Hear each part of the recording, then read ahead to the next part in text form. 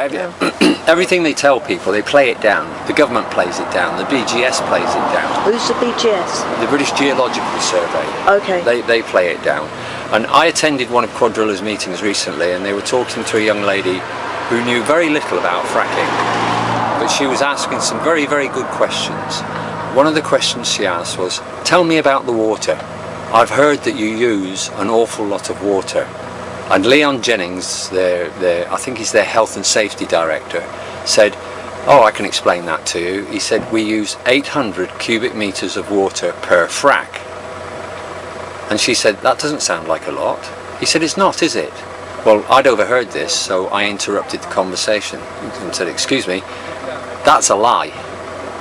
He said, no, it's not. We use 800 cubic meters per frac. She said, well, this young lady said, well, I don't want it in cubic meters. I need to have it in gallons because I understand gallons.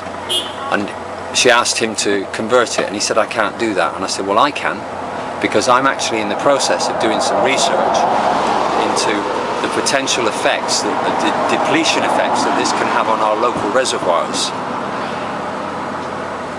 In the well that caused the seismic event, and this is information from Quadrilla's own website, they used 12,000 cubic meters of water.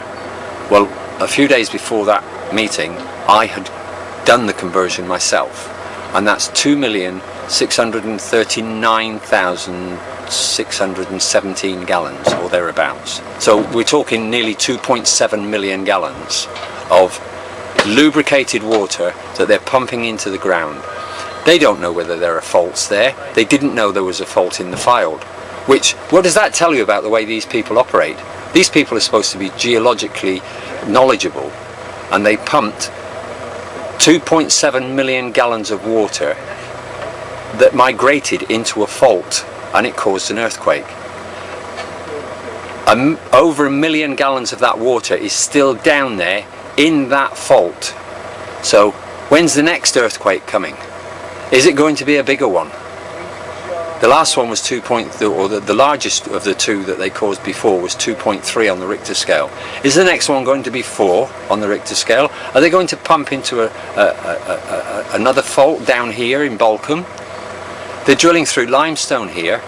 If they take the water out of the local aquifer here, limestone will compress if it hasn't got the water in it.